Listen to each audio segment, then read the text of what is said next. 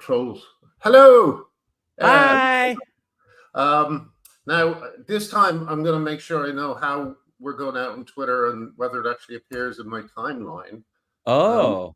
Oh yeah, Yeah, we're no, on Twitter too. We're on Twitter and YouTube now, which is yes, wild. I've got it. Oh yeah, you're on Twitter. I see it. I Yeah, see good. it. Okay. How did you see it? In my glasses? No, I just switched over. I have many tabs. Oh, I see. Sorry.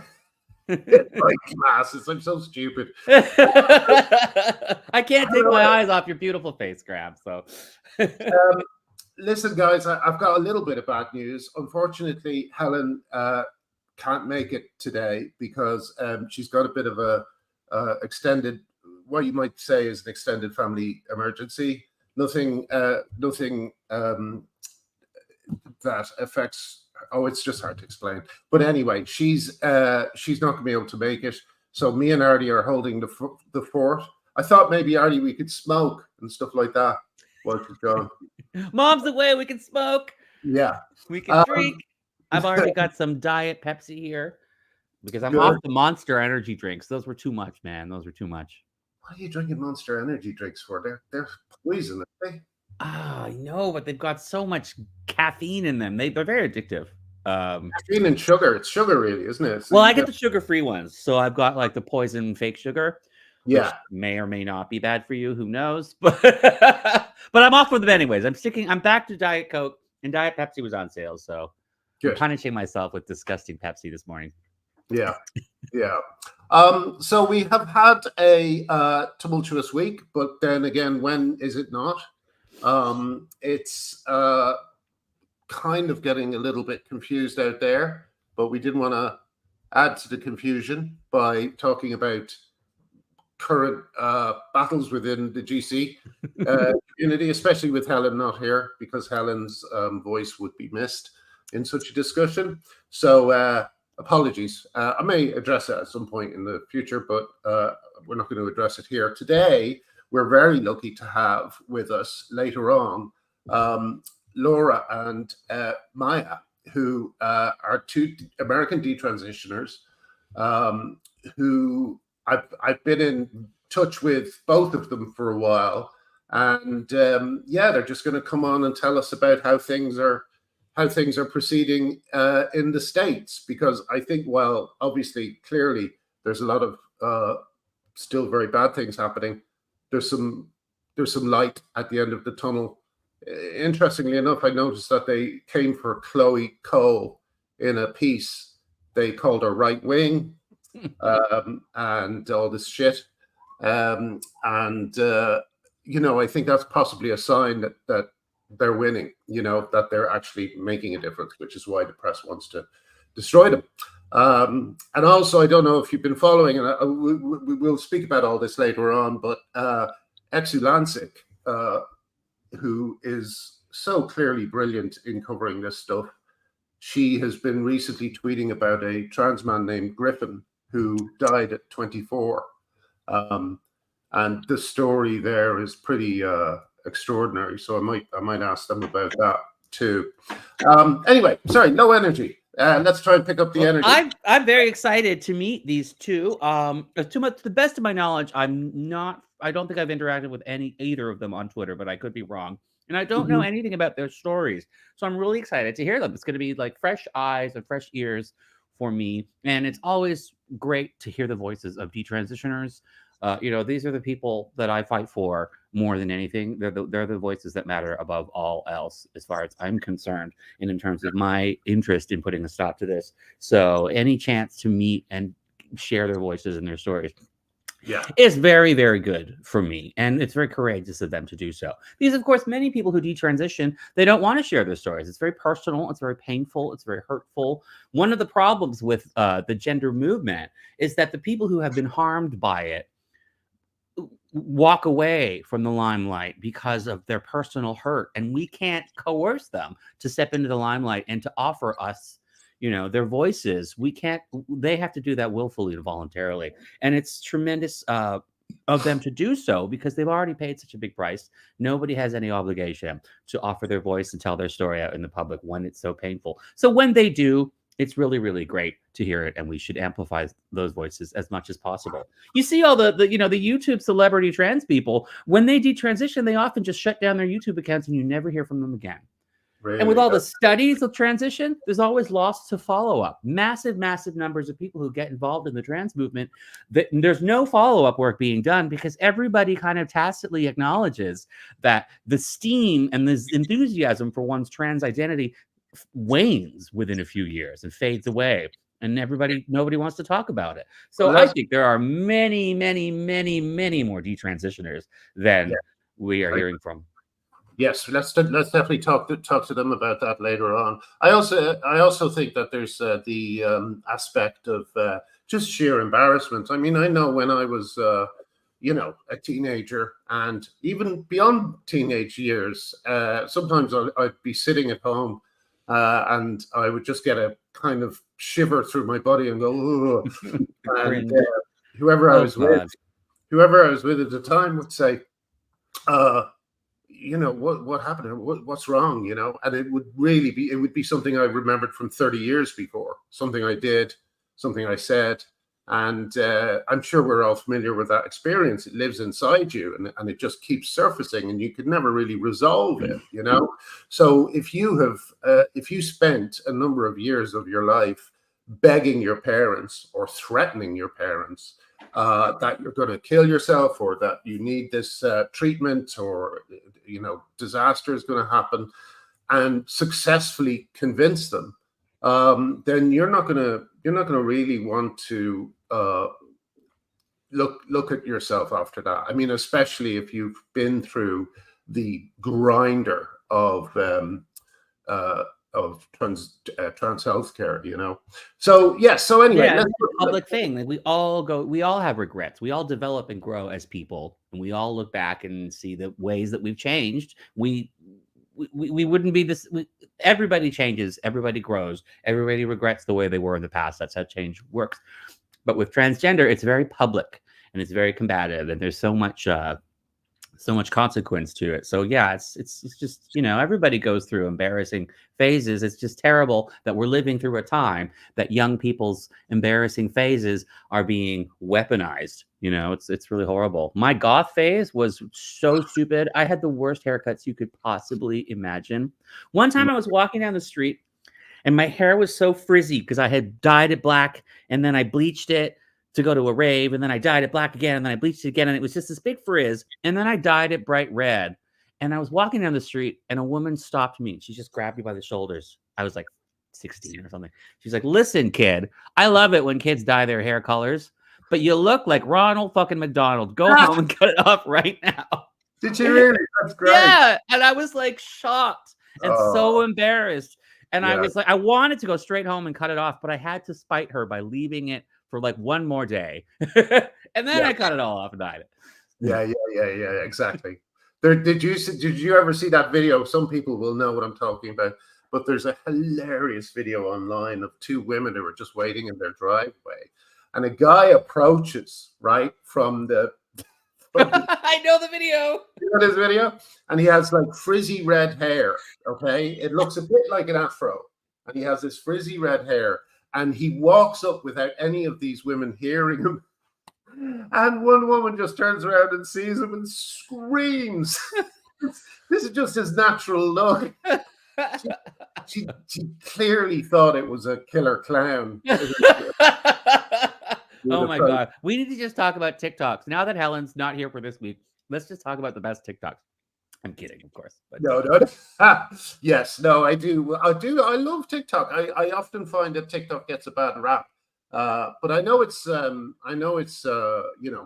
on me and stuff like that. And spreading this information amongst the kids who are on it. But there's lots of nice stuff on it as well. There's lots of really kind of cheering stuff and stuff that reminds you of your humanity and other people's humanity, and it's a lovely thing sometimes.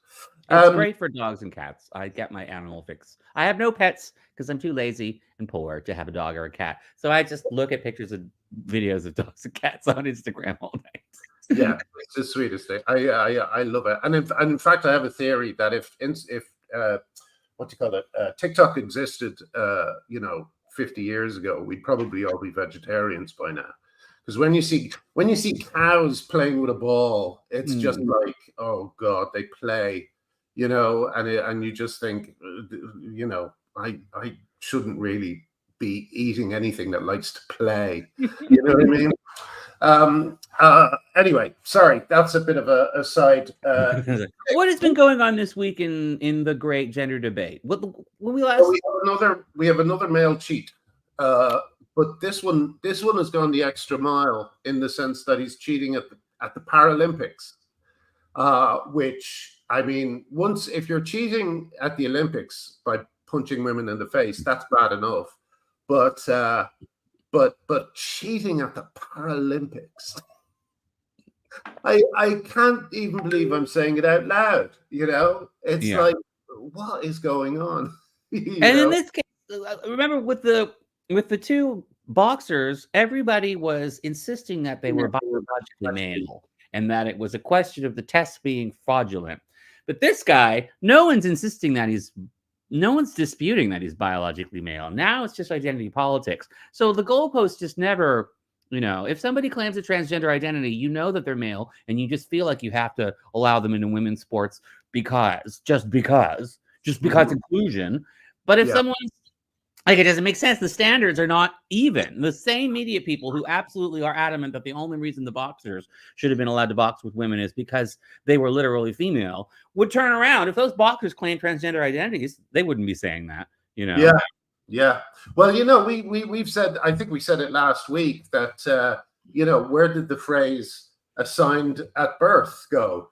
Like, because basically, you would speak to all these people and they would go, he was born a female, right? Which no one knows for sure. It's total guesswork on everyone's part. And it's like, oh, suddenly you're not saying assigned female at birth. And it's basically because trans activists, they change the debate depending on what they need to do. But it all serves one purpose, which is to get men into women's spaces and women's sports and humiliate and invade their privacy and degrade the quality of their lives. That's what it's all about. So the language, this is one of the characteristics of trans rights. But the language is as fluid and non-binary as they pretend sex is. It just never changes, shifting depending on what they want. Dave Chappelle. It's also depending on. It's never the thing that's true. If you are an intersex, a person with a DSD, then you may have been assigned female at birth. Mm-hmm. Literally, it may be the case that Iman Khalif was assigned female at birth because of a typical malformed penis at birth. So that's exactly when they have to say that he wasn't assigned female at birth. Yes, exactly. And if somebody's just literally male, they'll have to insist that they're not literally male. It's whatever the truth is, they have to be the opposite of it. Yeah. It's really it's an extraordinary bit of calisthenics every time you see them debate, There's so many things. I should do a piece about all the things they say when you ask them straight questions. My favorite is, I've already answered that. I always think if you say I've already answered that, put a link to where you answered it in the tweet. You know what I mean? That's such a child schoolyard argument. I already told you. That's what he lost. It's so stupid. But the idea that the second the word biology and sex comes into the question, if you're captured by the gender movement, you just have to say the opposite of whatever's true. That seems to be the psychological state of everybody, is if you're a gender enthusiast, if you're a transgender activist, if you're on board with that horse shit, your brain, every time it hears the word sex, it just has to deny whatever is patently true. But that means you have to know what's true in order to know what you're denying. So there's a strange psychology within the gender activist movement, because there's this sort of logically you have to know that someone is literally male in order to deny that they're male. And you have to know that someone was born, one sex or the other to deny it. So there's a strange, like they all know that they're lying. Yeah. So you can't logically convince them that they're wrong. It's like they already fucking know. You just have to figure out how to defeat them through other means. It's the craziest thing. You have to talk around them for the most part. Sometimes I worry when I see my followers on Twitter. You see, I don't see the trolls because I only see tweets from people who follow me. And I see my followers in these long arguments with these people. And it's like, talk around them. They are not worth your time, you know. Yeah.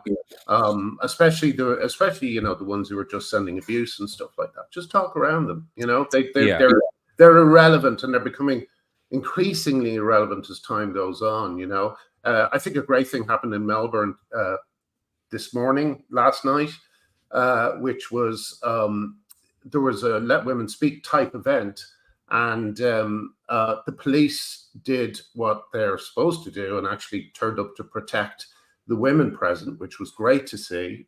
Well done to Melbourne Police. I always like to give thanks where it's due.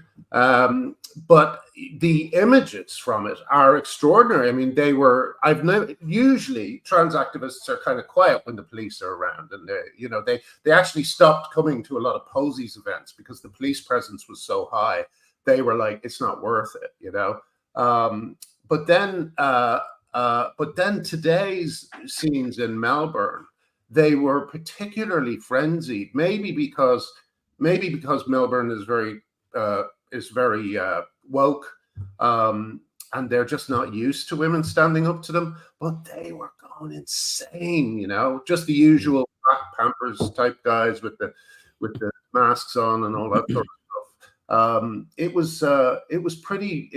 think it's the type of thing that people see and they change. I met when I was in New Zealand. I met a woman who was in Albert Park when famously the barrier broke, and all these men, all these protesters just ran down, and one bloke just immediately punched a 72-year-old woman in the face, you know, because they were convinced that they were fighting Nazis, you know. It's still one of the most shocking events that's come out of all this, you know, how a guy in his early 20s thinks that he has any kind of right to punch an old woman in the face. Astonishing. Yeah, but the interesting thing about this, about meeting this woman, is she said she went over to the media and the police and she begged them for help to just try and step in, and the police said, "We're not here to protect you." That's what the New Zealand police said to her in Albert Park. And the media as well, where, you know, there was the only footage that came from the day was from God, I've forgotten his name now. I think it's Stephen in New Zealand, who had a 360-degree camera set up, and he just happened to catch it because it was set up and it filmed everything. There were tons of media there, and they didn't film the thing. They did not film the attack on the women, you know. So, but here's the thing. Here's the reason I bring it up. The woman who had been so traumatized by this experience, you know, she went back after all the stuff was over, and she started cleaning up her stuff, you know, the protest signs and all that sort of thing. And some people from the other side helped her, you know. And I think that a similar thing happened. I think that I always notice in some of these trans rights demonstrations, I call them the two girls. There's always two girls that are always there, and they're always off to the left or the right, a little bit of a distance away from everyone else. And everyone else is just engaging in violent, misogynistic screaming and threats. And you can see that they're just kind of, that they weren't expecting it, that they weren't, that they didn't know that this actually is the nature of trans activism. You know, they just wanted to go out and show support for trans people. But the next thing, old women are being punched. Simon Anderson, that's the name. Thank you very much to Ranosaurus. Yes, Simon is a very good guy working diligently to reveal all this stuff in New Zealand. Please Where remind are me. these people going to go afterwards? Like, the crowds are shrinking, certainly online. The protesters, it feels like there's fewer of them now than there were. It's definitely online. So the ones who were involved and who are now not, what's going on in their minds? What's going on with them? I always think of, like, who's that guy who did the Bomber Man, H Bomber guy? The guy who went after you? He recorded his marathon video gaming session to raise money to mutilate children and to punish you. Like what's going on with that guy now that all the clinics are being shut down? Like at some point he's going to go, oh shit, the thing that what used to be the proudest moment in his life is going to be, if it isn't already, the most shameful moment of that guy's life. You know, it's the absolute, you can't just like people who join cults. I've always said this, but the people who get really, really zealous and publicly announce their affiliation with cults are the last ones to get out because they're too embarrassed.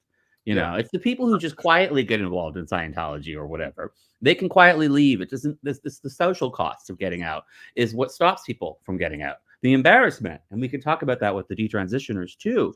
But these people like H Bomber Guy, these people who go all in and publicly announce and stake their public position that they're absolutely certain that, you know, that there's such a thing as a transsexual child and we have to operate on their genitals before they have any sexual awakening. What they're gonna, I mean, my God, it's gonna be a hell of a reckoning for them. And I can't wait for it to get on with it already. I'm so tired of the media letting us down. I'm so tired of waiting for everybody to snap out of their bullshit. You know, it's just very, very slow. The CBC ran a piece that actually questioned, that actually addressed the fact that there are some people who want to put a stop to puberty blockers. That was their little tiny toe in the water on this issue. But we're still miles away from people acknowledging that transgender is not some innate state of being. It's not a natural category like male and female or gay and straight, you know, or autistic. Those are objective, natural, measurable characteristics of individual human beings. Transgender is not one. You know, it's a social thing like goth. I always say, like goth. You know, sometimes I call it the goth-shaped hole. You know, because there's a lack of you know, kind of culture for young people, especially young middle-class white people. You know, young middle-class white people, they used to have things like indie music and shared films and you know, tribal identities based around a number of cultural touch points. If you were gender non-conforming, then you were into The Cure and Bowie and whatever like that. And no one thought about it twice. It was just a very nice way to signal to your friends that you were part of this tribe. But now, because culture has kind of disappeared, except for the culture of, you know, endlessly thinking about your gender, endlessly thinking about whether you are a boy or a girl or neither, or any of this kind of crap that they come up with. And the only kind of pop stars are people like Judith Butler, who I always find extraordinary because, you know, how could someone so unreadable and so boring become such a thought leader? It's like every other thought leader, you can get a book of quotes, right? And you know, they'll have quotes scattered all over it, you know. You know what I mean? You just get quotes. Freud or whatever. Judith Butler, you know, like name one. She's like an band. And this stuff meant so, like, for me, the Smiths saved my life, and it's not an exaggeration. Like, I was a very distressed, troubled, gender nonconforming young person, lived in a very difficult situation in my life. And the minute I discovered the Smiths, my life turned around in my mind. I suddenly there was someone out there who I could relate to, who was as miserable as I was, and as obviously gay, even though he didn't come out for like 20 more years after that. It meant so much to me. These sort of intelligent, nerdy, effeminate, gay, underground, punky kind of this was a whole world that I didn't know existed, and connecting to that world saved my life, and it absolutely unambiguously did. So I can understand kids who get into the transgender subculture, because you absolutely need a subculture to find yourself when you're a kid. It's just so important. I don't blame them for getting trapped by it, because like you said, there's a goth-shaped hole. You know, they need, you know. Too bad Morrissey turned out to be such a disappointment. There's another thing that Stella O'Malley pointed out that I thought was really fascinating. But you see a lot of, and I hate to say it, but Griffin is a very sad example of this. But you see a lot of people who the transition goes better than it does for others. But you see a lot of people who are in this kind of weird half zone, feminine faces with stubble, and they kind of dive into that. Like Stella said, it's a thing you go through. I think a lot of teenagers go through, where you feel kind of that you're disgusting, you feel that you don't like your body, you feel that all these sorts of colors of shame around yourself. And rather than kind of trying to, clean yourself up and take care of it, you do the opposite. You dive deep down into the grime and the grit of it. You revel in it in the same way that, I don't know if you ever seen, whenever it rains at Glastonbury, the next thing you just see millions of people covered in mud and sliding through the mud. Do you know what I mean? And having these kind of mud baths. And it's like that thing. I mean, I'm 56. The idea of doing that would be, but at the time you understand it. It's almost shamanic or something. You're literally just, everyone's saying we're the same. And it doesn't matter that I'm ugly. It doesn't matter that I'm awkward. It's terribly sad that there's just this kind of what you might call a mirage of a youth culture, with this stuff. People saying that Morrissey, I wouldn't trust people who don't like Morrissey, because I'll tell you why. I think Morrissey is just another victim of people who just like to draw attention to certain people when they say something that reflects upon them badly. It's like Morrissey probably says a million good things. I mean, I like him because he's a mixed bag. He's an eccentric. He's a very difficult person from everything I've heard to be around. Sure. And some of the stuff he says is insane, and some of it's not so insane. And he gets, But like, I remember at the time there was some, like, I remember he did Hang the DJ, right? And he was clearly talking about Radio 1 and all that stuff. And I remember at the time in the NME, there was a stupid dance music versus indie music kind of war.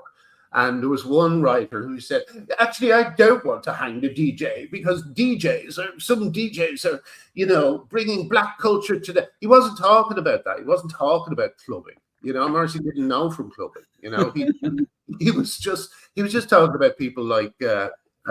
Imagine Morrissey at a rave. I can't. Dave Lee Travis. You know what I mean? Yeah. So it's. I think a lot of the stuff that came out about that time was a kind of a wishing for him to be a racist and so on. Morrissey's album Mick Ronson is a classic. Oh, I must look out for that. Thank you.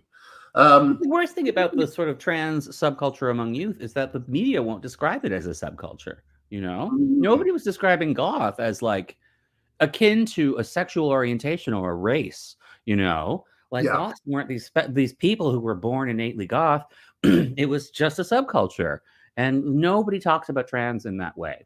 Like, anytime you hear the word trans kids, the implicit message is that this is an innate natural category of person. I love that term, natural category, because it makes sense. Some things, you don't, cute versus not cute animals, that's a subjective category. You couldn't, categorize all the species on Earth according to cute versus not cute, but you can categorize mammals from reptiles, because that's an objective thing. You can categorize homosexuals from heterosexuals. That's a measurable, objective thing. There are attributes and traits that characterize homosexuals from heterosexuals that transcend culture and time. Humans in any language, any island, any culture, about 2% of the humans are going to be homosexual as opposed to heterosexual. That's measurable, but that's not the case with trans. There's no natural, you're not going to travel back in time 500,000 years ago, find prehistoric transgender people. You will find prehistoric feminine boys and masculine girls and tomboys and femi girls and homosexuals. You're not going to find transgender, because it's a completely made up category. Just like there were no goth cavemen, Anyways, trying to imagine a goth caveman. I mean, they all kind of look half goth anyways. So Yes, so I guess they're really going deep into the kind of grungy part of themselves as well, you know. But what did trans cave people do? You know, put on each other's furs. It's like what did trans people in the Roman times do? Put on each other's togas, tie way. It's so fucking stupid. You know, I was thinking about it this week, and something that I always like I don't really talk about enough is one of the things that really gets me angry about this, and why I talk about it so much, and why I'm so upset about it, is because it's so stupid. You know, it's the absolute victory of complete stupidity. It's like flat earthers took over government, or people who think 9/11 was an inside job were suddenly in the military. You know what I mean? It's really disturbing that people could go. And I think one thing that the Labour Party don't understand is that, you know, Starmer is clearly just irritated by it and doesn't want to have anything to do with it. He doesn't want to address it. He doesn't want to confront it. He doesn't want to listen to people like Joan Smith. He just thinks it, and he describes it as a culture war, which is his way of waving it away. And in a sense, I know what he means, because as we were saying, this is kind of like Beatlemania, except Beatlemania if it wasn't the Beatles, but Charles Manson, who was like, imagine Beatlemania, but it was Charles Manson behind it. That's what this is. That's what it seems like to me. You know, a cultural movement that is sadistic, anti-female, cultish, and so many other things. So he doesn't, because it's got that aspect of being a weird version of Beatlemania, he doesn't see it as a serious thing, you know. But of course, you know, we've just had this guy Griffin now dead, or girl, excuse me, dead in the US, you know.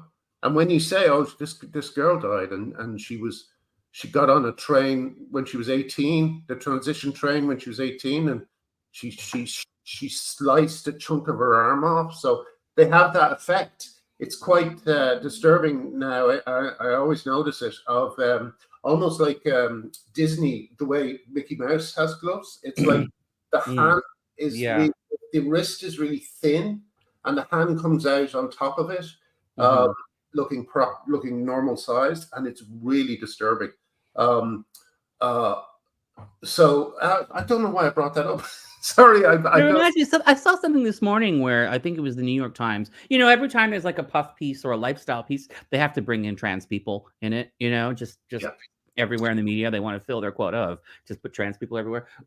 This was a piece about tattoos or something, and there was a trans man, so a female, whose mastectomy scars had faded, so they actually went and got them tattooed back in. Essentially, this is a good sign of like people wanting to revel in this sort of, you know, it's a sign of, I don't know, it's just a strange thing where people don't even want to recover from their scars. It's a lot like people who have cutting scars on their arms and that kind of thing. Yes, it's and also, of course, when you see photographs of girls who are in that fucking rush of exhilaration because they've just got their breasts cut off, something that they have been campaigning relentlessly for a number of years, and their poor parents finally give in, and there's always those photographs of them like this, you know, just after the operation. And every single time you can see all the little self-harming scars, you know, just kind of like a sort of a wallpaper texture or something, or across their arms. And now they've got this latest defacement of themselves. It's heartbreaking, and I don't know what more we can do to show people like Keir Starmer that it's not a culture war issue, that it's actually affecting real people's lives. But unfortunately, it's that bubble, the kind of you know, that all these kind of middle class people find themselves in, You know, they're just not making any efforts to understand this at all. You know? Well, that's just the apathy towards gender nonconforming people and what they're going through, and the apathy towards girls who are going through all of this. You know, society is not doing right by women and girls, and there's just so much apathy about it. The people who are distressed, it makes me sick to my stomach that so many people, they think it's like either or. If a gay person has a sex change or doesn't, you know, they're all just happy in their rainbow. Just leave them alone and let them do their thing. That is so apathetic to say, no, wait a minute. One of these things is going to harm that child and the other one isn't. So many people position themselves as defenders of letting those people way over there do whatever they want to do. Instead of empathizing with these people and saying they're doing things that they want to do that they shouldn't do. You know, there's a lack of understanding that combating gender ideology isn't about just letting people do what they want. It's about making sure people who want to do things don't do things that are going to harm them. Yeah. So there's a lot of people who talk about protecting trans rights as in giving people the right to do whatever they want, when it's actually much more compassionate to stop people doing things that they want that they shouldn't be doing, you know? It's interesting as well. I sometimes see, even from our own side, a little lack of empathy. Not from everyone. The vast majority of GC people have tremendous empathy, but there's a certain kind of very kind of weird, hardcore element who seem to. I remember once someone told me that they were saying to a girl, "You're a disgusting autogynephile," and it was like, no, that's not how it works, you know, and these girls are victims, you know. The men are a different story. They range from victims to predatory criminals. Don't know if you saw, but this bloke who was let out of prison, raped a woman, and is now like coming back. I think has been kept in the female estate. I can't quite remember, but it's just like, you know, it's for the women who put themselves through this. God, you have to have some sympathy. I think you have to empathize. You have to put yourself in the minds of these people. That's a fault from, you see that on both sides. You see people who are supporting trans people but are not putting any effort into understanding what's leading people to have these feelings and how mistaken they can. And you see that with people who are angry about it and who are critical of the gender movement, who aren't putting any empathy into what's going on with these people, which is why it's great to listen to people like detransitioners. You know? Yeah, exactly. Although we're having a bit of trouble with that because they're a bit late. And I think maybe the time difference has confused everybody. Because Maia just said to me, "Is it now or half an hour from now?" Like, no, it's now. So we will see. They'll hopefully turn up in a bit. But what else can we talk? Oh yeah, a very interesting thing is this week, yet another pedophile allegedly was found to be part of a pride group, and in fact, he was a very prevalent and persistent trans rights activist. A pride youth group, I believe. Yeah. Yes, he turned up at LGBT Alliance conferences and things like that and complained about them. So once again, it's like to protest LGBT Alliance conferences, to be clear, not to be at them. Exactly. But like once again, and he's good mates with Tatchell. Yeah. Oh my God! Wow. Well, they were both in Educate and Celebrate, which went into schools. And an interesting thing about that I don't hear enough about is that Jordan Gray, the piano-playing penis man, he was going into schools as well, and they denied it. And then there was a photograph of him in a school telling them whatever crap he was telling them. But why deny it? You know, that struck me as very interesting. Why deny it, Jordan Gray? Always the truth, the opposite of the truth is upside down world, you know. Yeah. It's crazy. But yeah, this guy, I don't know. I think it was LGBT Youth Scotland. And I don't remember off the top of my head, but weren't there other instances of people being arrested and charged? Pedophilia from that very same group? That's like, to have one pedophile in your gay youth group is horrifying. To have more than one, you know, that's shut it down. That's horrible. Absolutely. And Gareth Roberts' book, I don't know if you've read it yet, but I nearly finished it.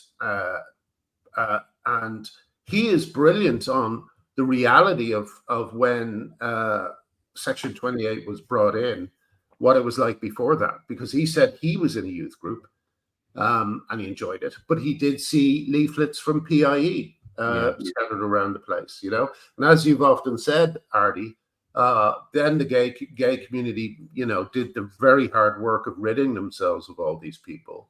They were successful, and gay rights became that wonderful thing that it was for about 30 years. And now, of course, we're back to square one because they're destroying the reputation of gay people with. They're coming in through the T and the Q, you know. Yeah. The LGB is rid of itself of pi and the likes, but these T and the Q, it's the same thing where there's no oversight, there's no critical. You know, you have to reach a point where you have to be able to admit that there are flaws within your group, and you have to do something about it. And the T and the Q is in that we're invincible, we're perfect mode, where they're not willing to self-examine and improve themselves. And that's just, I mean, the movement was created for that, for people who don't want any scrutiny. The whole trans is just a label for don't look at me, you know. Don't question my mental health problems. I'm trans. Fuck off, you know. Don't question my sexual fetish. Fuck off, I'm trans, you know. Don't question my, you know, my severe autism and my inability to interact socially. The autism thing is crazy because when so many people who are trans activists and have trans identities also broadcast loudly that they're autistic. Yeah. That's like saying autism is to social interaction like color blindness is to color. So when you're saying you have no social skill, when you're saying you have autism, you're saying you can't see social dynamics the way other people can. And then you go around and lecture everyone about the social dynamics of transgender. It's like saying, oh, look at me, I'm colorblind, and then lecturing everyone about color and fashion and style. It's like you're just admitted that you can't see it properly. Why are you turning around and telling everyone that you're an authority on this? It's so ridiculous. Someone pointed out, though, someone says here their autism is fake. And I think a lot of the time it is. I think what you have are people who are trying to kind of do a what you might call a kind of preemptive defense move, where if you pick them up on their obnoxiousness or whatever it happens to be, then they just, you know, they've already said, well, I'm autistic. So, you know, so I think it's just a way for a lot of people of, again, borrowing or stealing the identity of people who really do have issues with those things, to just get away with stuff they wouldn't normally be able to get away with, you know? And to not grow up. A lot of these things are excuses to not face the hardships of life. You know, hiding behind autism is like saying, I don't want to learn my social skills. I don't want to learn how to do things the way everyone else does. I have a special rule that exempts me from having to do that. It's a sort of fear of flying. It's a kind of like failure to launch kind of thing. And there's a lot of that in trans culture among men, especially. They're like in perpetual childhoods, a lot of these guys who have trans identities, you know? Yeah. These anime kitties, it's just like they're hiding from their responsibilities by calling themselves transgender because it's a hole. It's a black hole of no oversight and no scrutiny. Once you call yourself trans, no one can, you know, look at Jamie Lee Curtis's son. He's calling himself trans because he's under all this pressure because he's the child of famous parents. You know, he's got a pinch of the autogonophilia going on, and it's just he's hiding behind it so that he can, you know, be a nerd who stays in his bedroom all day. Yeah. It's interesting, isn't it, how many people are, you know, I always say how extraordinary that these special people know to be born to celebrity parents. Like, I believe the girl who wrote, grown woman, what was the name of the girl? The woman who wrote Girls. Sorry, that's why I keep saying Girls. Lena, the show. Yeah, Lena Dunham. Lena Dunham's sister, I think, is trans. And you can imagine what it's like if you have this celebrated, you know, voice of the moment, as Lena Dunham was for a number of years. I guess it can feel, you know, I'm someone too. I'm special too. Yeah. And, you know, if you can't write and you can't do anything with your creativity or your brain, then, you know, you're going to settle on trans as a way of elevating yourself, you know? I wonder how many brothers and sisters and siblings of famous people are trans. I hear it seems to be quite common. I think Sarah Silverman has a trans sibling. Of course. Patricia. Yeah, there's like a number of them. So maybe that's it. And that could also explain why the second brother in the Wachowskis, who made the Matrix trilogy, I always thought it was so unusual that both brothers transitioned. Yeah. But the one brother, the dominant one, transitioned first. And his baby brother was really kind of like, was just along for the ride. It was really the one brother who was the director of those pictures. And my sense is the other brother was just sort of his tag along, his tag along buddy. And when the younger brother came out as trans too, I get a sense that maybe it was a little bit of that. It was a little bit of like constantly hiding in his more famous, more talented brother's footsteps. Yeah. Like, did you? I don't know if you saw it, but I posted it on my Substack because Rolling Stone deleted it from their website. But there was a piece about the Wachowski brothers, which involved Buck Henry, friend of ours, Buck Henry. Buck Angel, yeah, Buck Angel's. Sorry, Buck Angel. Buck Henry is the guy who wrote The Graduate. Sorry. Yeah, Buck Angel's ex-wife was a dominatrix working in a fetish dungeon, and who introduced the older. I can't remember the two brothers' names. I don't remember their male names or their female names. Yeah, well, no need.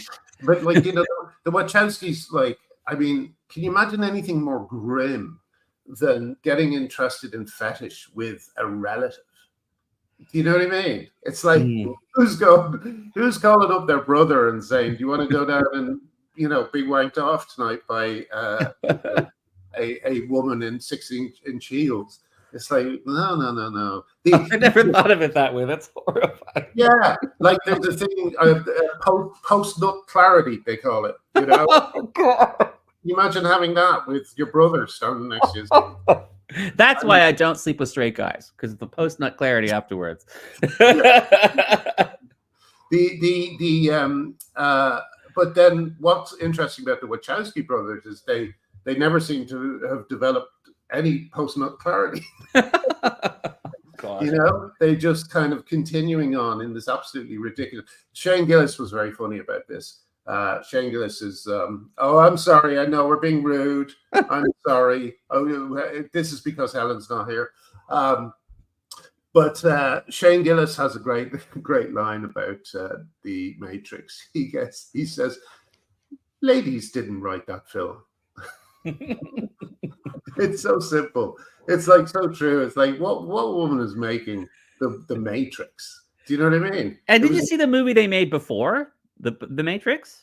Yeah, I did. It was a real lesbian fetish porn. Lesbian fetish movie. Yes, it was. Yeah, it was pretty. It was called Bound. I've never seen it, but I've read about it. I've seen it, and I thought all I remembered from it was this is a good thriller. And I showed it to my sister, and we just couldn't look at each other. It was awful. Like one of those, yeah. Oh my God! I just suddenly, when I was looking at it with someone else, I just realized this is just sex all through the film, And it's men's sex. Ladies did not make that movie.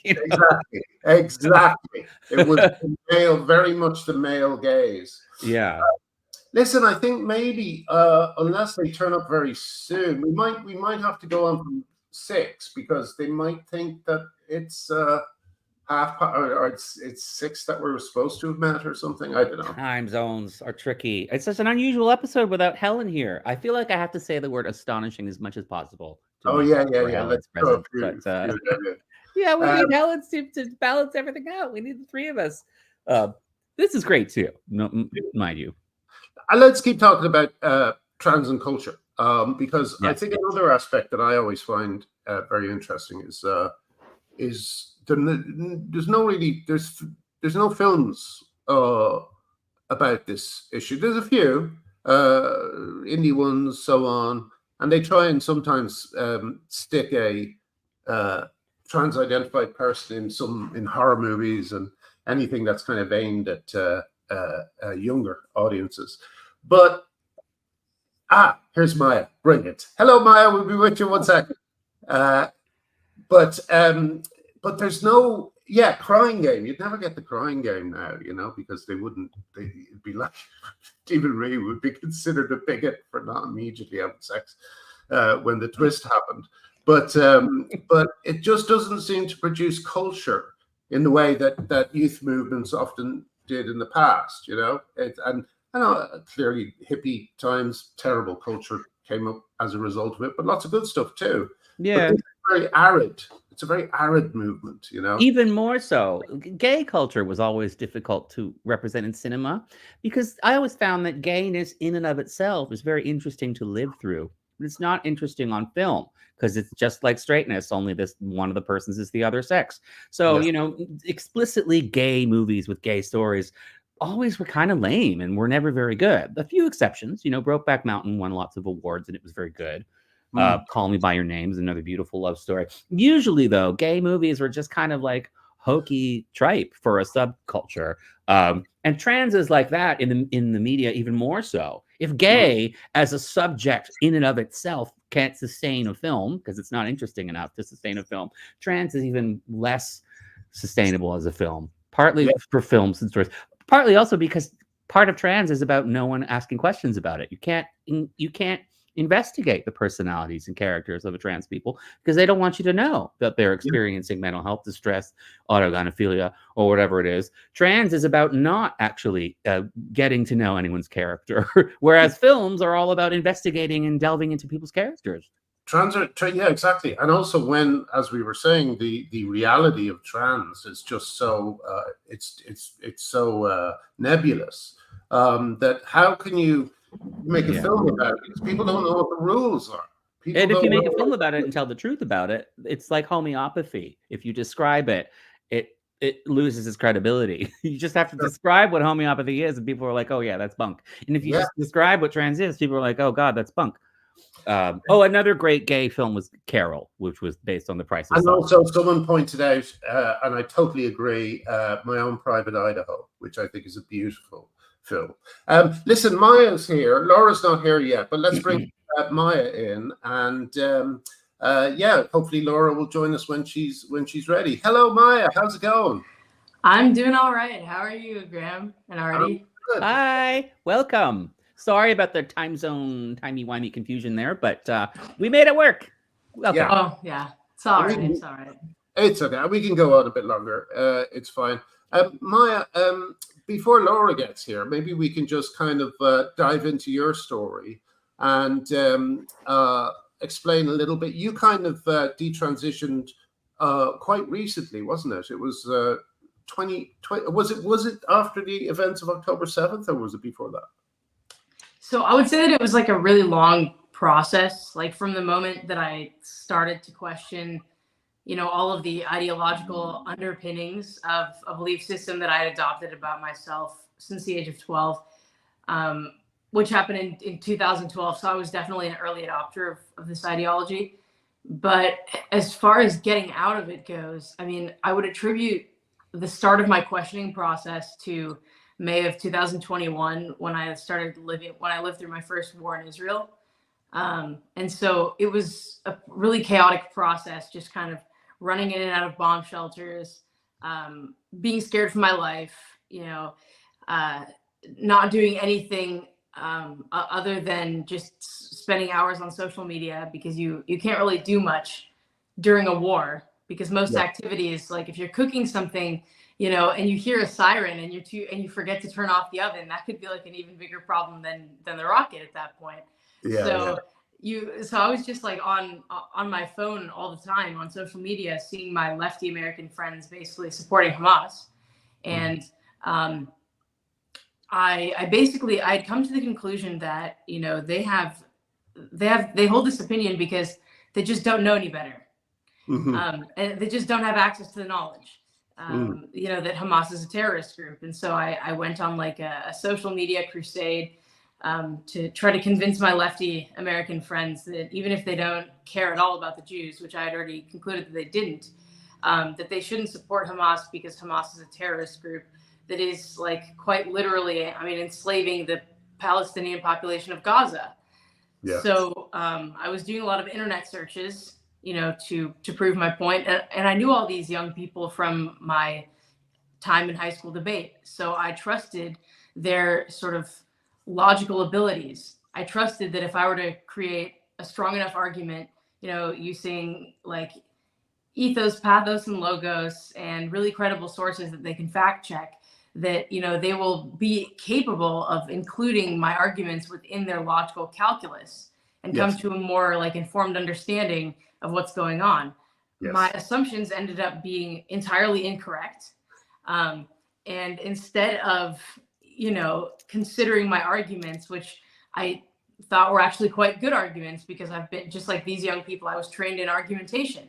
So I feel like there wasn't anything wrong with my arguments, but, you know, it became pretty clear to me when they started flinging insults at me and calling me a colonizer and a settler sympathizer, that they're actually totally ideological and not at all logical. So a couple things happened from that moment. The first of which is that I became disillusioned with the Western left, because after all, I thought these people cared about me. I mean, I was running away from rockets, and, you know, they just didn't care. Nobody checked in on me to make sure, you know, that I was alive.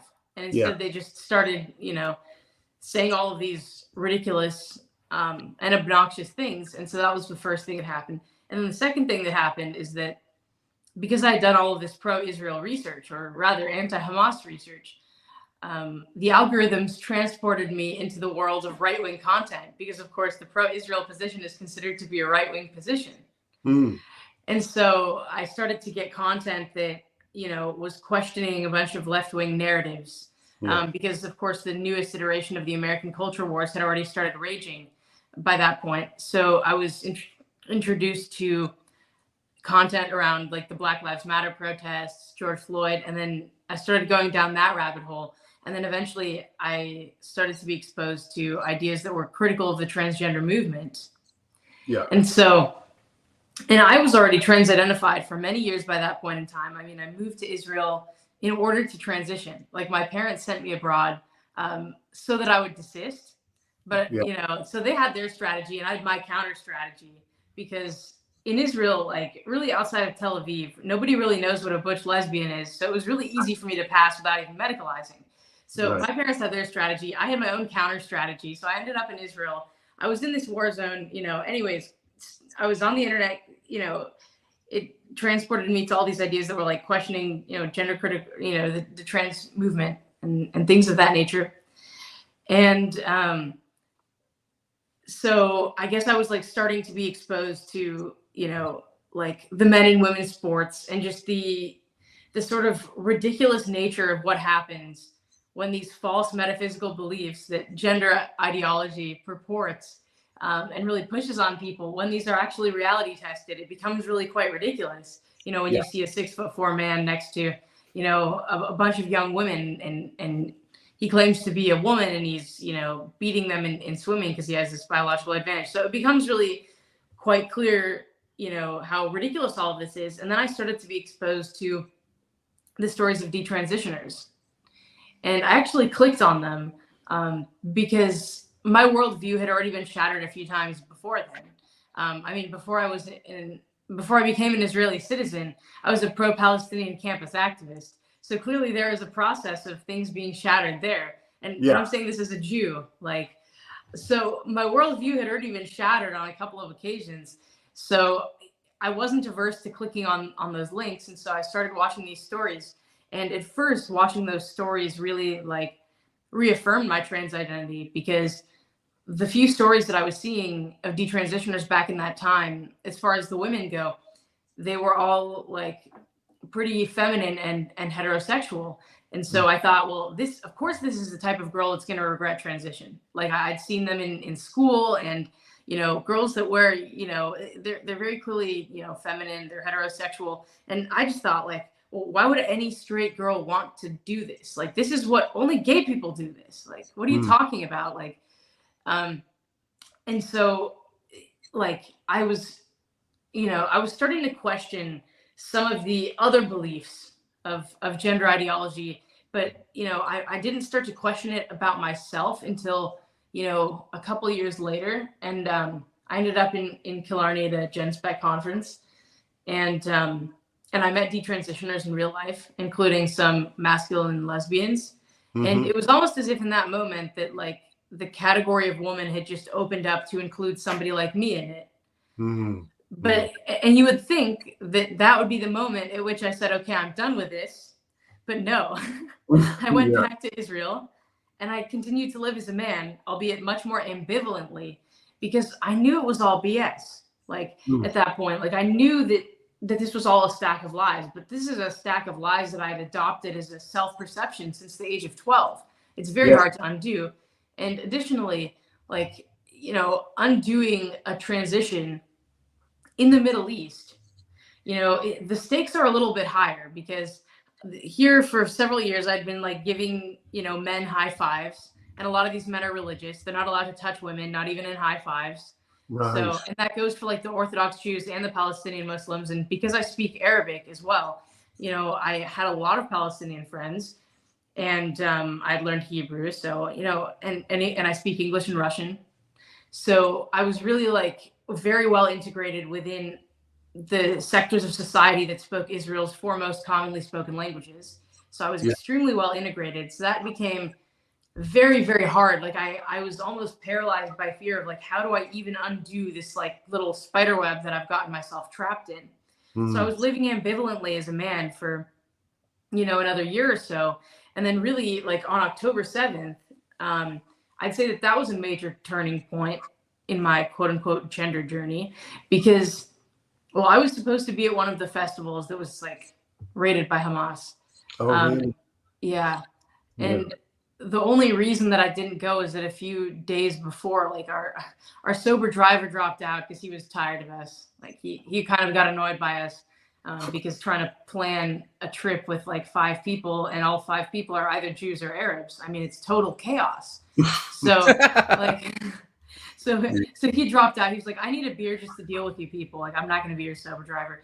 And like, thankfully we didn't buy the tickets ahead of time, even though it would be more expensive to buy them at the door, because like I could kind of tell that these were shaky plans, and like, and the tickets were expensive. And so thankfully, because we didn't buy the tickets, we didn't feel the need to even further seek out a ride. Like, we weren't seduced by the sunk cost fallacy, because it was like, all right, okay, we've invested nothing in this but hope.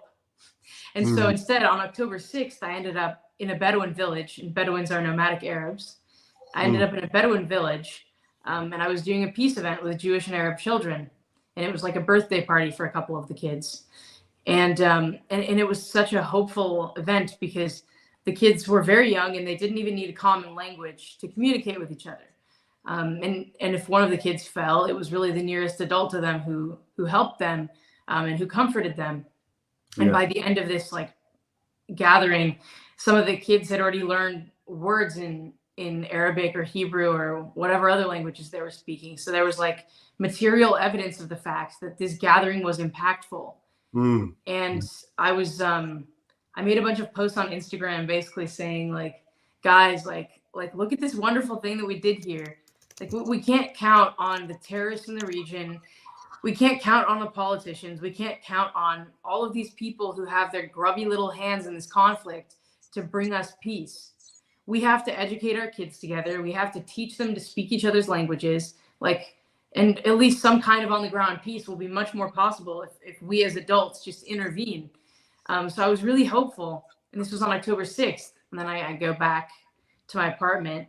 And then I wake up on October 7th to the sound of a siren at 8 in the morning.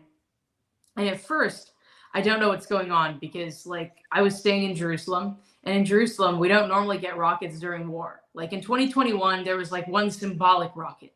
But but also the other time when you'd hear a siren is like if they're testing the system to make sure it works. And so I tried to look online to see whether or not like there was any evidence that they were testing the system. And by the time I had like loaded the webpage, I just kept hearing more and more sirens, and I was like, uh-oh, this is for real. And I didn't know what was going on. Like, I had just woken up, and I was in a new neighborhood. I didn't know where the bomb shelter was. And I was really sweaty and nervous, and I didn't have time to put my binder on. I just didn't have the time because it's a tight compression garment. It's, you know, a lot of people will liken it to a very tight sports bra, but it's actually much worse, because the line of compression goes below where a bra would hit you. So it's compressing part of your ribs as well. Yeah. it's a barbaric, breast compression garment that women will wear to flatten their breasts to, achieve a more masculine appearance of the chest. So, I just, on October 7th, I didn't have time to put the binder on, because it's hard. It's really hard to get yourself into that thing. Like it's tight, and I was sweating and I was nervous because of course there were rockets. So I just didn't have time to put the binder on, and I just had to layer a bunch of shirts on and just like to obscure the appearance of my breasts. Yeah. And I just had to run for it. Yeah. And it was in those moments that I was like running for the first time, like without a binder, that like I had to feel my body move like naturally, totally unconstricted. And it was in those moments, it was like very psychologically and physically uncomfortable. But it was in those moments that I realized that, like, since the age of 12, I had thought of my female body existing in its natural and healthy state as existing in a state of pathology. It was in those moments that I realized that actually my body is not a pathology, that is quite capable, and that actually my body is the only thing I have, in order to escape this chaotic environment. And like, so it was really like, I had questioned this for a long time, but like, I didn't, like, there were still instances in my life up until October 7th where people knew me as a man, even though I realized that the entire thing was BS. I just didn't feel like actually, pulling the trigger and trying to, tell everybody that for, this person that they know me as is actually a lie. Yeah. So it was really on October 7th when a lot of things shattered for me, including the trans fantasy, and I mean, including so many fantasies that I had about peace. So I'm really sorry to hear that, first of all, Maya, especially when it came after that day that you had. But it's interesting that you mentioned that about moving, that it was moving that actually made you connect with your body. And I know it's seen as I think, again, a kind of a unimportant thing, but I think you're right. It's the lack of movement that kids have now. It's the lack of being at one with the world and their body and navigating through it and playing in real life and stuff like that. I remember there was an interview with a trans man, and they were talking, but it was on BBC, which is terrible over here for spreading propaganda. And this trans man was saying, well, I transitioned because I wanted to play football. She didn't think she could play football as a girl. And she was saying, and the problem is that the binder constricts my chest, so it's hard to breathe when I'm playing. So the very thing she thought she needed to play football was preventing her from playing football. I mean, it's mind-blowing. Another thing I just wanted to mention is, you were saying that you lost. You really remind me of myself. I had the exact same feeling when I first got into this. I thought, all I have to do is explain, and all the grown adults who I've known my whole life will see that it's wrong, and they'll come out to help, But you can explain it until you're blue in the face, and it doesn't matter. And part of the reason, I think, is because of these thought-terminating cliches that they repeat over and over again, and that I'm now seeing about the conflict in Gaza. You see, like, I sometimes I joke back when people talk about a genocide, and I reply just by saying, but genocide, because that's all they're doing. They're just repeating the word genocide to try and make it true, in the same way that they repeat trans women are women to try and make that true. And in a social networked and connected world, it works. These tactics work. It's really frightening. There's that term you used, Maya. You called it the logical calculus, that you were trying to inject these ideas into their logical calculus. But the logical calculus of the human mind, the order of operations runs backwards. So that when you're fed a piece of information, first, your tribalistic mind will evaluate it to see if it suits your tribe or if it represents the outgroup in the opposite tribe. And they will deem it good or bad before it even gets fed up to the logical processing part of the brain, quite literally. So that's why you can feed people all the evidence in the world. There's a sort of primate part of the brain that's gatekeeping, the logic processing part of the brain that's evaluating whether this is from the in-group or the out-group. And that's what so much of the culture war is. It's shocking. And I find it fascinating that, there's the culture war is a very real war in the Middle East as opposed to in North America. So I can imagine you must have a lot to say about being in a real war and then seeing all of these people in North America at the same time on your phone, having very different stakes and a very different sort of experience of what a culture war looks like. Yeah, definitely. Yeah.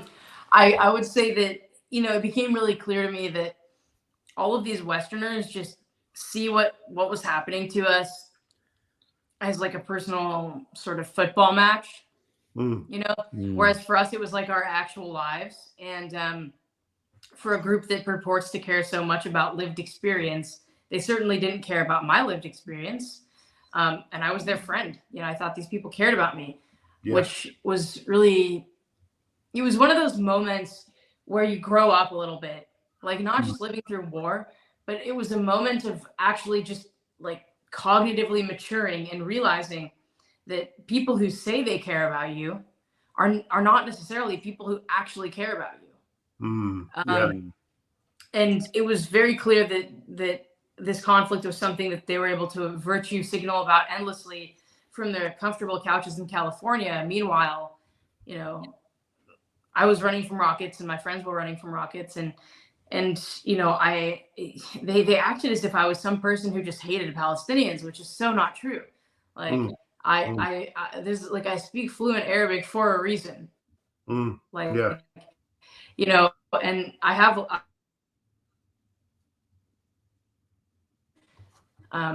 the types of friends that I have in Gaza are the minorities of their society. There are people in Gaza who want peace, who want to interact with Jews, but they are unfortunately such an extreme minority that they don't even feel safe to tell their children. Wow. Because children are yappers. Children talk, and the consequences of that are disastrous. Like I have some friends in Gaza, and the ones who really want peace, they're non-believers. And their kids don't know that they're non-believers. Wow. And that's so there's this one guy I know who's like, he doesn't force his daughter to wear hijab, and thankfully I was able to help fundraise to get him out of there. But he just said, look, like I can't stay in the society anymore. My daughter's growing up and I want her to have rights. And he's just an extraordinary man. Like he's very pro-gay. It's really interesting. Like he's an absolute exception to the society that he grew up in, and he'll say that. But so I have friends, like I have Israeli friends, I have Palestinian friends. I'm now myself am Israeli, and I just wanted this whole thing to end. Like I just wanted it to stop. I didn't want any more people to die. Like I was in the newspaper every day, reading through it, looking through like the lists of casualties in Gaza, and just hoping that like one of the names isn't my friend. And just like reading through 250 names and breathing a sigh of relief because one of those names wasn't my friend, and then realizing how messed up it is. And like, and it's Hamas that just gets the people of Gaza trapped in these endless wars. It's absolutely ridiculous. Like all of these Westerners who claim to care about Palestinians support a terrorist group just because the terrorist group wants to annihilate Jews, not because that terrorist group does a single thing for Palestinians. And it's beyond maddening. Yeah. Coleman Hughes had a very interesting. I don't know if you saw his interview, but he said the Hamas are not the first army to hide amongst their own people, but they are the first to do it so successfully and so and use it as an actual their only tactic of war to ring up casualties so that it will put international pressure on. And I found it extraordinary. I don't know if you know, Maia, but over here, like in the week after October 7th, people were out on the street shouting Palestine. It was extraordinary. There wasn't even time for a reaction, But it's interesting because you said so many things so far that God really remind me of the trans issue. Like my children don't know. I know many people in that situation that they have to actually lie to their kids. They have to pretend that they're going along with it and so on.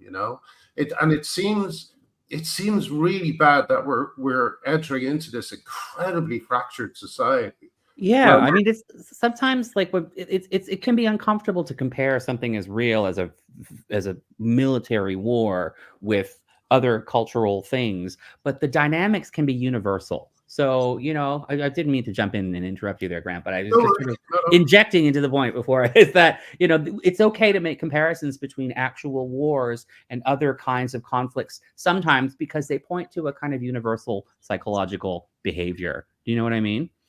Well, sorry to jump in on you, Maya, but one of the things that I got into trouble for very early on, it just went straight into my Wikipedia because it was so outrageous what I said, was that, trans activism had a lot in common with the Nazis in the sense that, they're operating on children, they're sterilizing children, which is what the Nazis did. And then I subsequently found out through the WPATH files that the first doctor who performed a vaginoplasty was a guy who worked at Dachau, who did experiments on Jews at Dachau.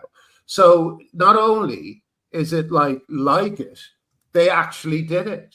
They actually introduced it to the world, and I don't know. I guess my problem was I was just too early because, I think in one sense, Maya, you're very lucky because I was about 51 when I discovered all the stuff that you're now discovering, and I have to say it's much better to discover it young, because I had a whole lifetime of expecting my friends to stand up for me, and I had a whole lifetime of believing what the left were saying, of reading The Guardian and believing what The Guardian were saying, and so on and so forth.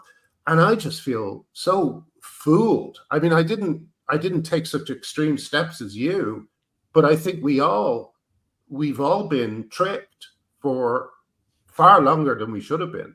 I don't know if you saw the clip of Stephen Colbert interviewing someone from NBC. Did you see this? I don't think so.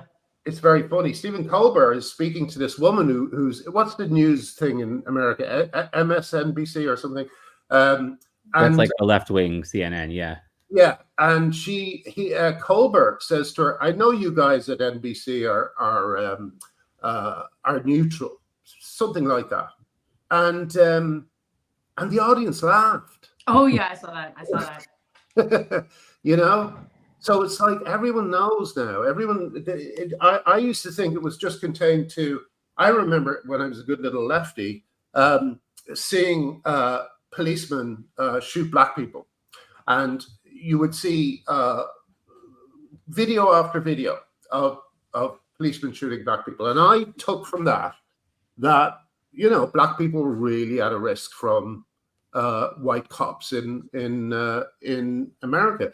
And then, of course, I found out subsequently from black conservative intellectuals that the numbers are actually equal and sometimes more, I think, of white people who are shot, because the problem isn't racist cops. The problem is guns.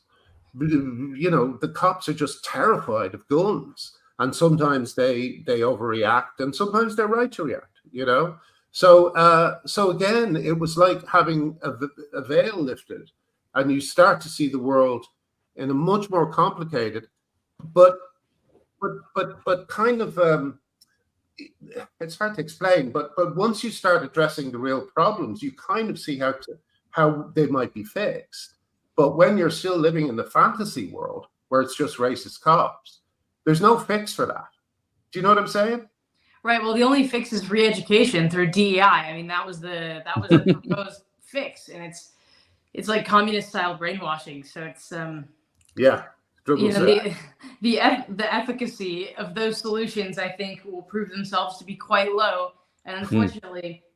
But you Well, could there are many probably more provide some casualties. better solutions in that you have, because you seem to have a lot of very on the ground experience navigating in group out group dynamics and rising above them. You know, because you speak Arabic and Hebrew, because you have Palestinian Muslim friends and Jewish Israeli friends and everything in between, because you've been straddling those in group out group dynamics, you've probably learned a lot of lessons that you could translate to the Western world's culture war, left right divide. What are your thoughts on ways? What are some lessons you've learned that you might be able to enlighten us about? Well, this is a question I've never been asked, so I appreciate it. It's nice to answer new questions. I like it. Good. So as far as navigating in-group, out-group dynamics, I mean, so what people need to remember is that when you're dealing with in and out group dynamics, you're not just dealing with like two groups. You're dealing with a bunch of internal fracturing within whatever, like within your own in-group, there will be like areas of deviation that could become like the catalyst for a schism if you don't address it. And the out group is also not just one group. Like there are so many subgroups, like within Palestinian society and within Israeli society, there are so many different internal like group wars that it's hard to even say that, you know, the phenomenon can be described as like the Israeli-Palestinian conflict or even the Israeli-Arab conflict. I mean, it's more like a conflict within Israel, a conflict within the Palestinian territories, although those conflicts are less, I guess, contentious because there tends to be more adherence to like the beliefs of, you know, Islam and jihad and stuff like that. But there are dissidents within that group as well. But they also don't tend to form a group per se, because that would be very dangerous for them to do. So there's kind of an inherent like epistemic barrier of trying to figure out like if you have one side that's freer than the other, it's kind of hard to figure out like to what extent are there internal divisions, you know, on the side that is less free. But I mean, as far as actually navigating those situations, like when I was being a peace activist, I did this in the framework of a community. And our community was actually, we didn't call ourselves peace activists. We were just a community of Jews and Arabs and some internationals. And we went on hikes. We had like international poetry nights where people would read poetry in different languages. We would have crazy raves in the desert, you know, got the cops called on us a couple times. And then we did the events with the kids. Like we had events where we would be like swimming in an inflatable pool in the West Bank. Like it was incredible, the type of things that we did. And because we didn't talk about like politics, like that wasn't the explicit sort of reason that we were all there together, but it inevitably came up because of course we were doing events and we have to navigate around the issue of people's permits. Like, do they have a permit to be in this area? Because, you know, certain Palestinians don't have permits to enter Israeli territory, and Israeli Jews are not allowed to go into many areas of the West Bank. They're just not allowed. So we had to find creative ways of like navigating around that situation and figuring out how to dodge the checkpoints and, you know, like, so, but in that time, like, I think what made our events so successful, I mean, there were two things, I think. One is that we all spoke English, at least some English. All of the events were had in English so that the locals wouldn't know it, like if we were Israelis or if we were Palestinians, because this could end up being quite bad for us in the West Bank. So we all spoke English, and those who didn't speak English had like a translator, like somebody who could, you know, right next to them translating, because otherwise it would have been a total mess. So that was one thing. But like, I don't know, part of navigating these, like, I don't know, what exactly did you mean by that question? Like, are you trying to, do you want me to use my experience in these peace communities as like to generate some kind of insight about some specific type of social division or? I think you could take it any way you like. I just thought it would be very interesting, your insight on how in-groups and out-groups work in general. Already, you've made a really interesting point that having everyone speak a common language and erasing the sort of visual or the sort of readily identifiable shibboleths that would mark one as one tribe or the other automatically reduces the salience of in-groups and out-groups, and that automatically opens up the possibility for dialogue, because that little part of our brain that's always checking the gatekeeper that's not letting information in if it's marked as out-group is evaded a little bit just by having everyone speak a common language. I thought that already was a very interesting, and the fact that you're doing social activities together is another great way of fuzzing up the hard line between in-group and out-group. Yeah, but yeah, yeah. Right, and when you have a common enemy, and the common enemy would really be either Israeli or Palestinian police who tries to shut down our events because we didn't get the right permits. And so there's like illicit behavior happening in the desert that we don't have permits to do. That's a common enemy is a brilliant one. Yeah. Like set up a massive stage in the middle of a desert that plays lights and loud music, and we don't have a permit for we have a permit for a group walk. So we got the Israeli and Palestinian police both of them got called on us. So like when you have a common enemy or a common goal, and the common goal is like, okay, we want to have an event in Bethlehem. Israelis are not allowed in Bethlehem. We have a lot of Israelis. How do we navigate this? How do we evade the checkpoints? Like what hours of the like it's stuff like that. Like when you have like some kind of external complexities that you can't blame on each other. I mean, theoretically, like the Palestinians could blame the Israelis for the checkpoints, but that would be ridiculous because we're all a bunch of people, in their 20s and 30s, as well as some people who are much older and much younger. So that's not going to be the place that everybody's brain goes to. They're going to be more focused on like, okay, we have this diverse group of people. And we want to be in this Arab city where it would be catastrophic if they found out that we have Jewish friends. So we have some real constraints that we have to overcome. And so, but I'm just trying to figure out, like, is there even a way to replicate it in a stable, first world country, like the United States, or maybe like Ireland or like the UK. I mean, I think the difference about having these types of social experiments occur in the Middle East is that people are at least very grounded in who they are. They have a very strong sense of identity, and you can actually use that to your advantage. Like, whereas in the United States, I feel like everybody's just kind of floating around. Like, even if you have some other cultural identity, you become Americanized within a generation, and a lot of kids won't speak the language that their parents speak. And so, like, it becomes I think that a lot of these young kids are just searching for meaning. And if they don't know where their roots are, like they don't even know their American roots, like even if they have like a long history in the United States, they'll probably be unaware of that. They might have some family lore about where their family actually comes from. But, if you don't know like where you're from, I think a lot of these kids are searching for meaning. That's amazing because that's a counterintuitive answer. I would have expected that getting people to have a common background would unite people, but it makes so much more sense the way you're saying. When you tell people that they have their own individual background in history, they're much more comfortable having differences from other people as well as having commonalities with other people, perhaps. Sorry, I didn't mean to cut you off there, but I just thought it was a really shockingly brilliant insight that you just provided there. Oh, thank you.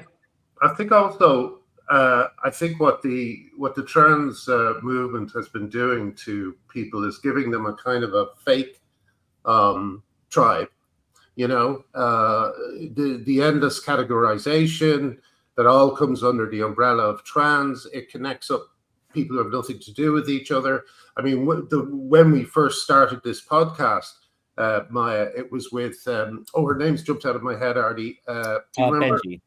Benji. It was with Benji, who is a young detransitioner who just blew my mind talking about the trans youth group, Morgan Page's trans youth group that she was with, where he said there were like men in their 30s who were identifying as women and 16, 17-year-old girls who were identifying as boys, and who she said she saw some very inappropriate relationships between, So it's like this fake community that's actually much more dangerous for girls than they realize, Yeah.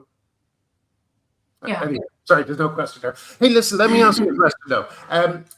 things. What I originally thought this would be more of a general discussion about how things are going for detransitioners over there at the moment.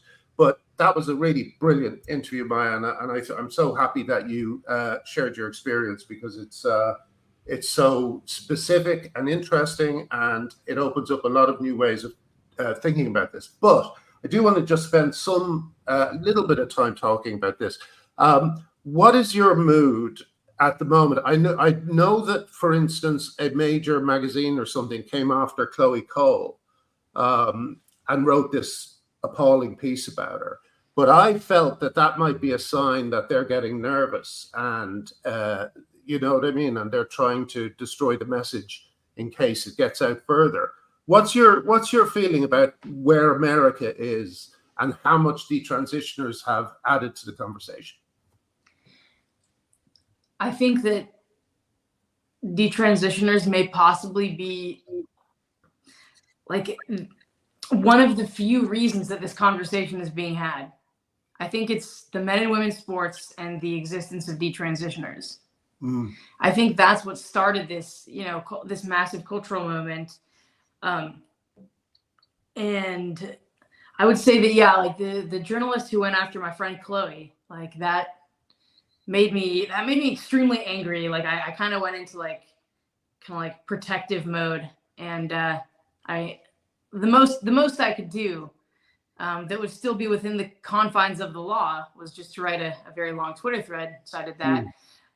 And the way I saw this journalist attacking my friend was basically, this journalist was basically, there were a lot of things going on there. Of course, just the parroting of trans activist talking points, this use of like the 2% regret rate, which is just like such a flawed study. And if this woman were to do like a basic Google search, like it's clear to me that some trans activists just handed her the talking points, because if she had done even a basic Google search about what are the rates of transition regret or detransition, she would have gotten either a report from the National Institute of Health or from SEGM, the Society for Evidence-Based Gender Medicine. Like those would be within the first 5 searches. And both of them say detransition rates are unknown, and here is why. Yes. So if she had done a basic Google search, like the most basic journalism, like she could have just, oh my God, it's so annoying.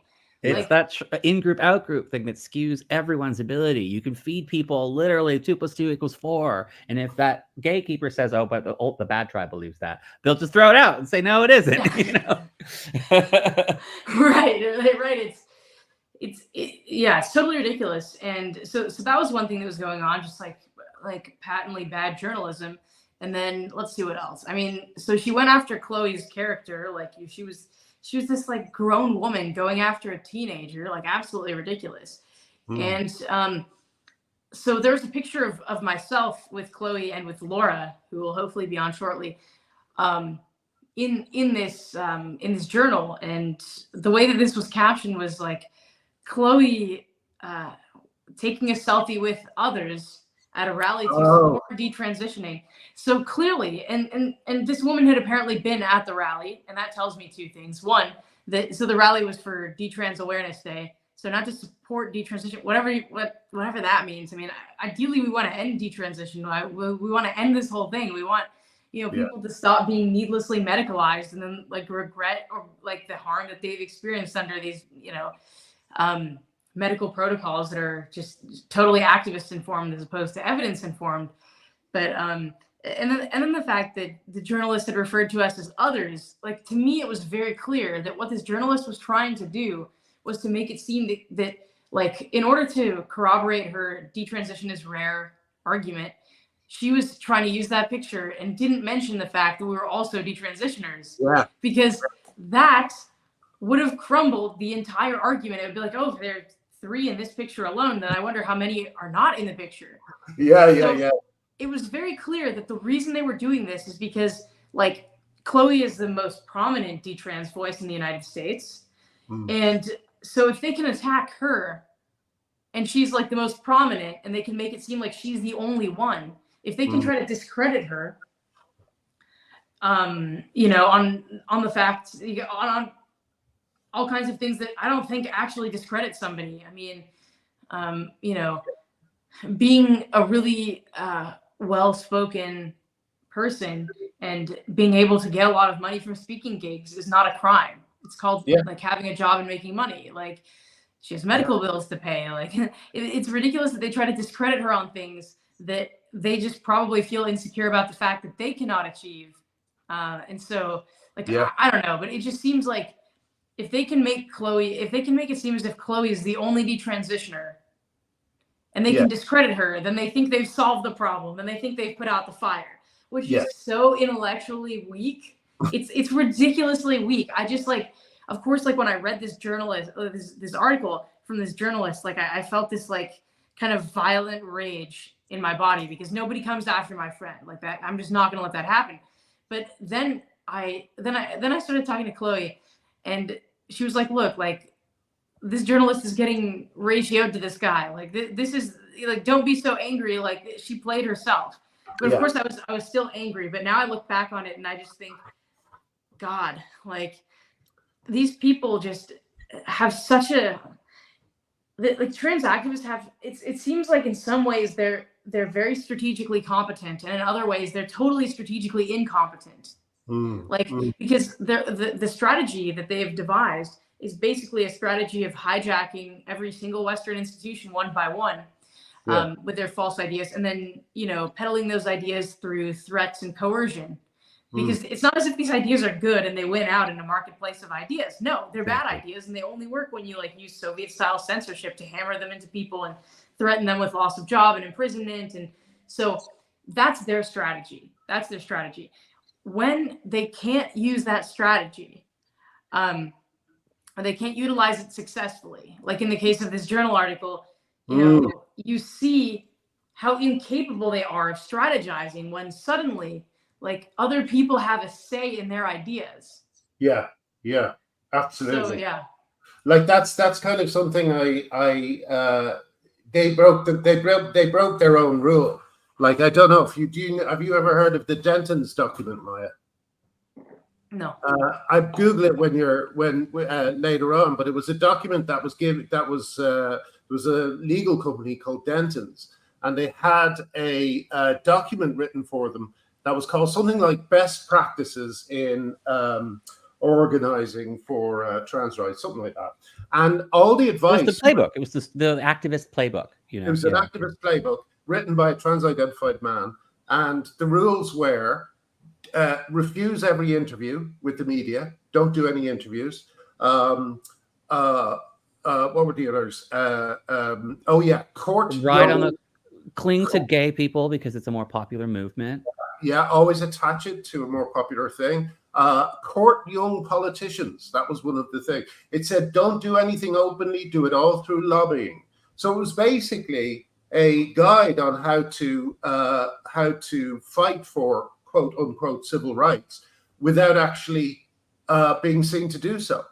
And I mean, can you imagine any civil rights movement in the past avoiding the media and not doing interviews and not wanting scrutiny?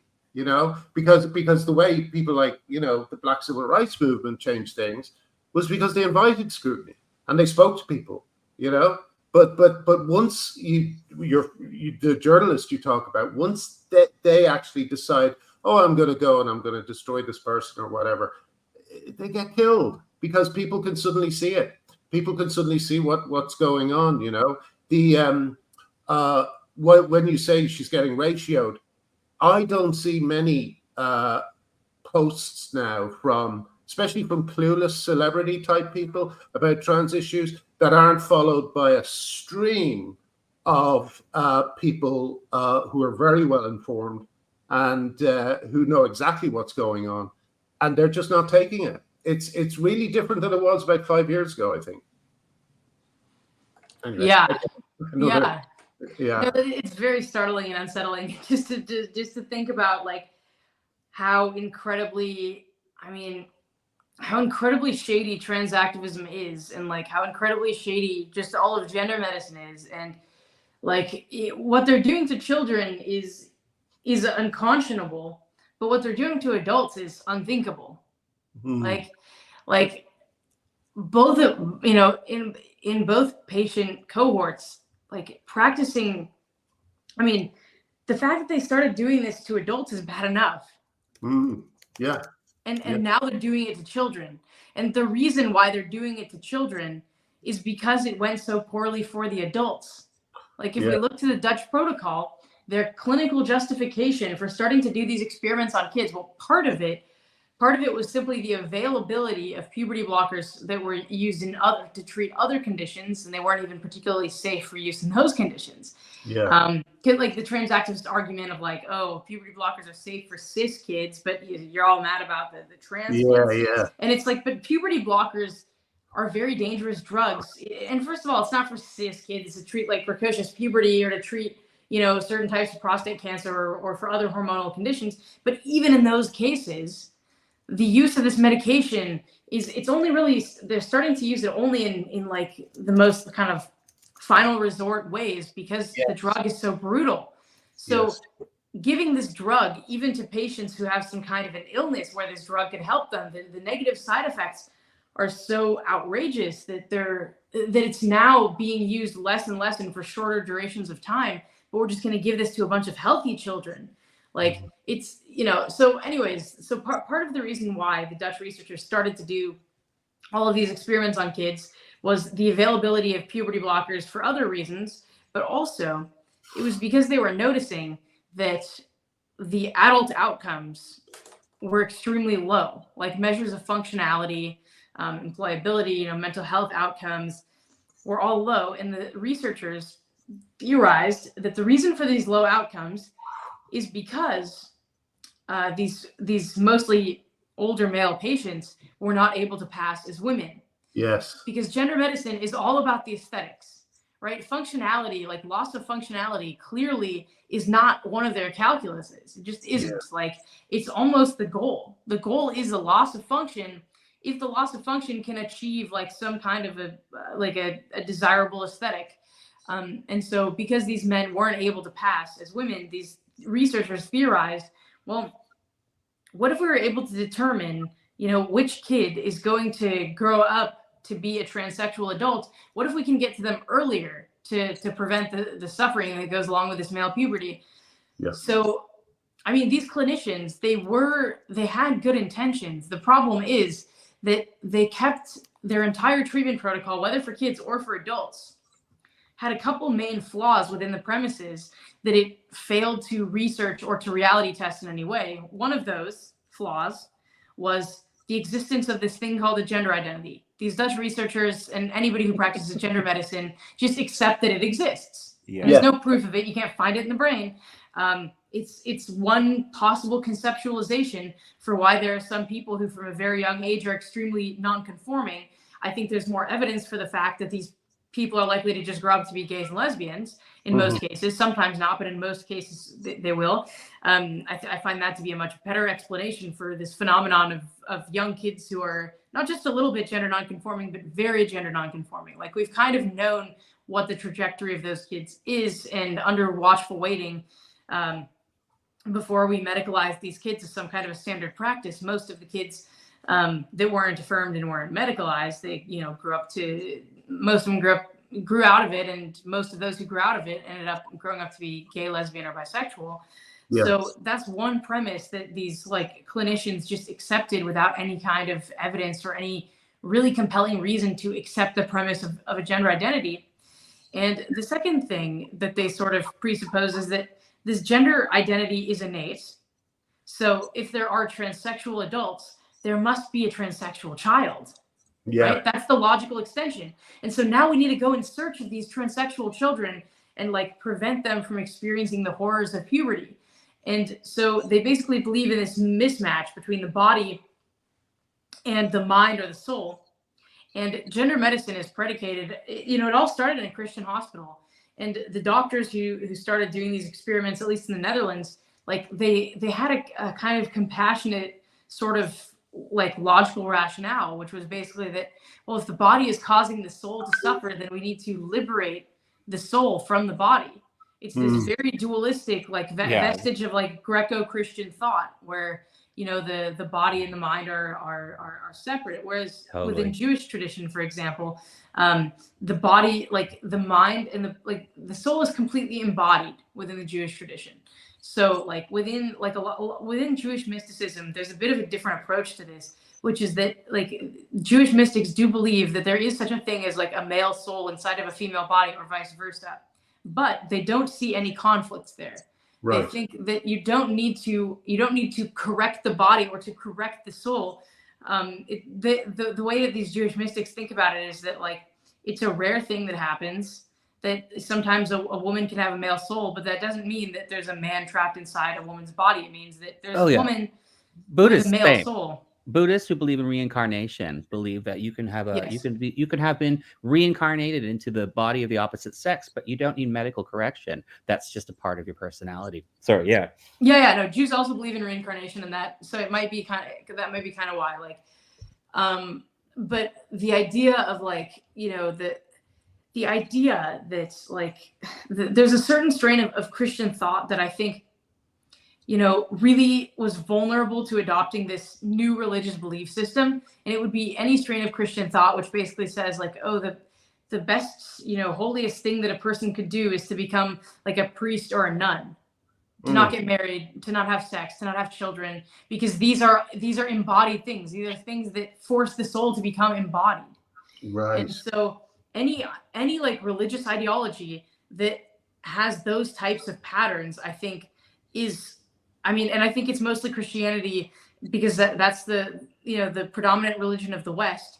And this ideology, of course, cropped up in the West for a reason.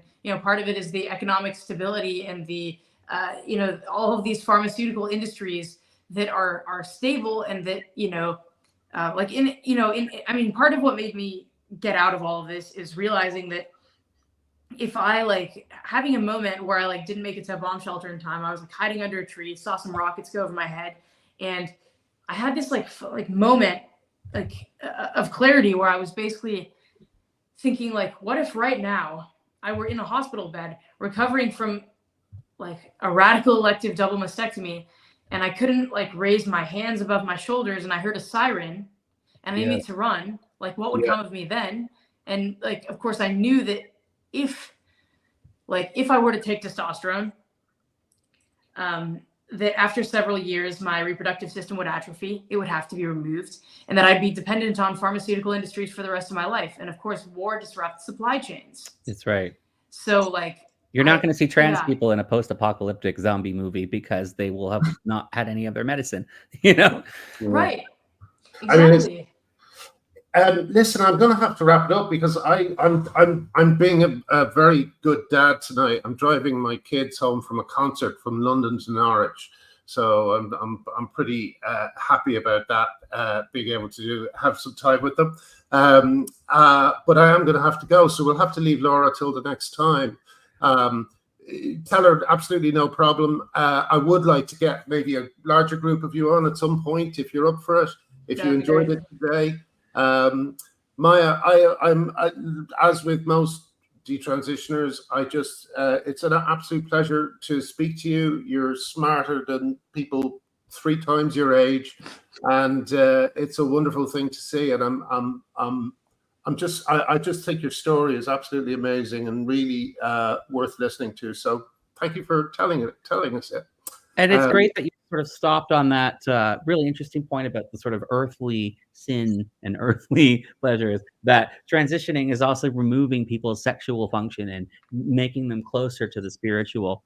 Unfortunately, we have to stop sort of in the middle of that, but it's leaving us wanting more. And I know I'm going to be doing a lot more research into that line of thinking and reasoning, because I've never thought of that before, and it's absolutely brilliant.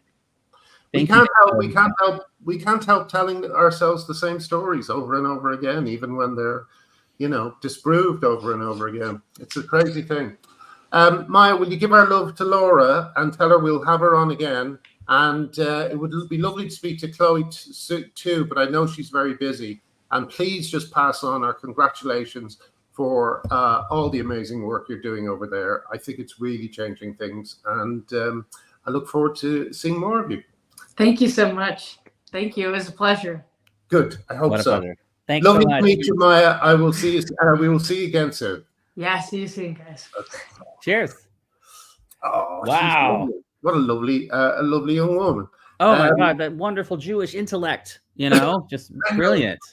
Yeah, I had a friend who was like that. It was, very wise and slightly rabbi-like, and then all this happened, and he didn't say a fucking word about it. It was like, where was the moral guy? I remember weighing up different Wrestling things. with all of these intellectual, Yeah.